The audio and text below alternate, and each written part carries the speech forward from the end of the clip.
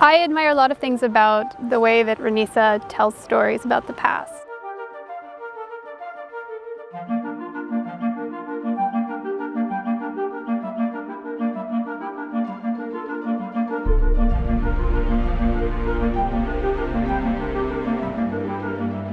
We tend to think of law as a force that's bounded to the nation state, and migration puts those borders and those divisions into question.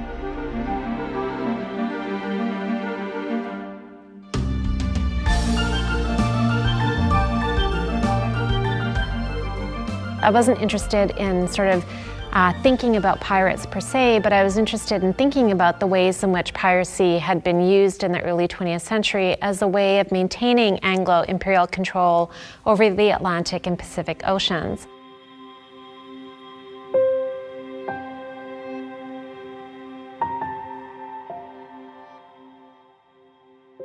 One of the classic texts is C. Wright Mill's The Sociological Imagination, and one of the things that I've always found very interesting is that that imagination has largely been human. But we live in a world where humans and more than humans are constantly interacting and are also the site of law and legality. And so part of what my work tries to do is to think of the social world in a much fuller way, to think about the role of non-human agents like insects. The organization of military technologies through, the organization of the insect world is enormous.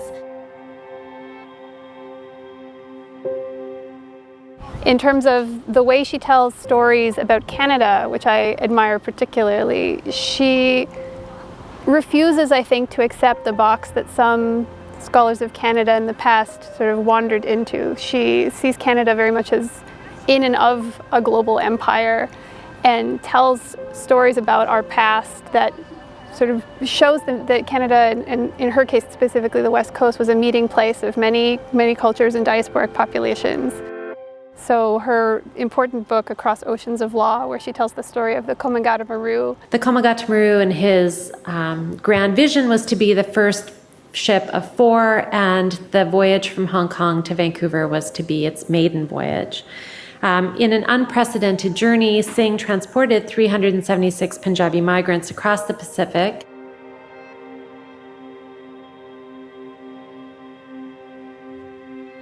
The center was a place where I was able to work independently, where I was able to experiment with ideas, where I wasn't forced to follow a particular intellectual trajectory. And I think all of those things, all of those features allowed me to pursue different ideas and theoretical frameworks, empirical contexts, and be a creative scholar.